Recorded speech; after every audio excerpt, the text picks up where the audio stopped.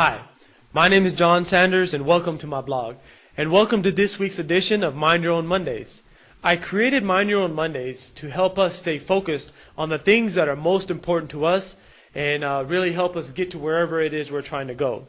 So last week what we talked about was taking your plan for the week, reevaluating it, and then incorporating different ideas and thoughts into that plan that are going to build on something that's very important to you, whether it's a personal goal, dream, or ambition. Because sometimes we get so caught up in our day-to-day routine that we forget to focus on ourselves and we just focus on everyone else.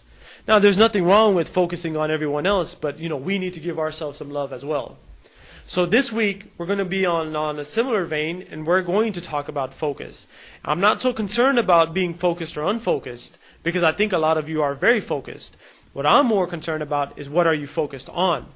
So the reason that I came upon this subject was I got on a site called Google Trends, and I was doing some research. I just wanted to know what kind of words and phrases people are searching for. What this does is gives me an idea of what's on people's mind, considering that Google is is America's most searched, most visited website. So it should be a good sample of what are people thinking. Now, the words that I found and the phrases that I found all share a very similar trait. Let me first share with you what some of them are, and you tell me what they all have in common. Chris Brown, BET Awards. Prince, at least the artist formerly known as Prince. Daytime Emmys 2010. True Blood, Season 3, Episode 3, online. The list goes on. And pretty much they're all entertainment-related search terms. Now, I know entertainment is a big part of life. Sometimes we just got to release the pressure. But at what point does entertainment become a distraction? I personally have not owned a TV in 8 years. And the catalyst to me doing that was I went out to lunch one time. Well, actually, I was invited out to lunch by the CEO of a company that I was working at.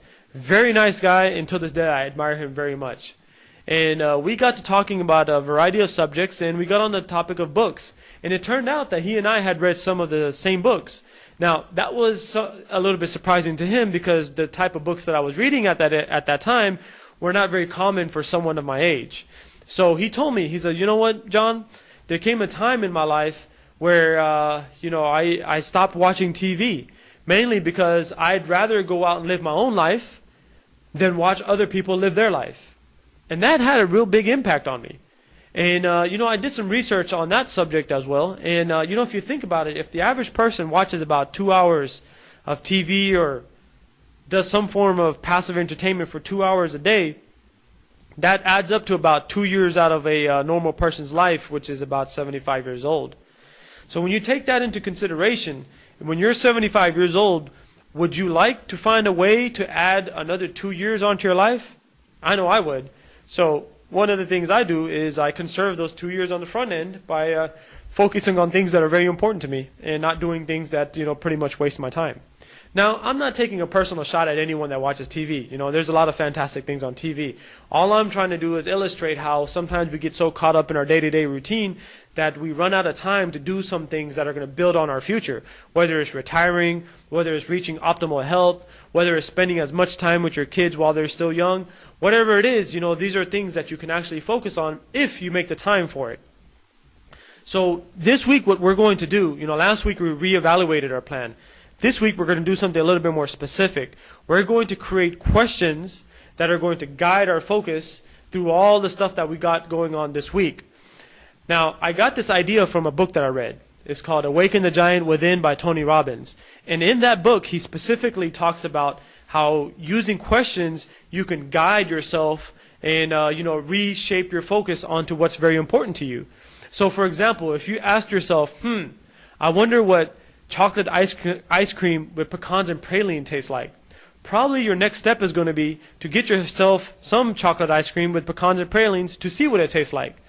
Now, what if you asked yourself, I wonder what it's going to take for me to lose 10 pounds. I wonder what I need to do today in order to change jobs from the one I don't like to the one that I love. Or, I wonder what I need to do in order to reconnect with someone I really enjoyed spending time with in the past. Whatever the question is, if the question is directed at something specific to that where you actually, if you were to get the answer for it, it would either empower you, it would improve your life significantly, or it would be the catalyst to some dramatic change, some dramatic positive change in your life. So that's what we're going to do. We're going to take 5 questions, we're going to create them, and we're going to search for the answers. And those answers, the criteria should be that they're going to make some great change in our life, they're going to be the catalyst to positive change in our life, they're going to empower us, or they're going to educate us on something that's very important to us. So those 5 questions, that's the criteria that we're going to use. I'm going to create questions of my own, and I'm going to put them on my blog for everyone to see. And then once I come up with the answers, I'm going to share them as well on my blog. Now, what I'd like is if you do come up with your 5 questions, I'd love to see them. Maybe there's something I can do to help, and maybe there's something you can do to help me achieve the answers to my 5 questions.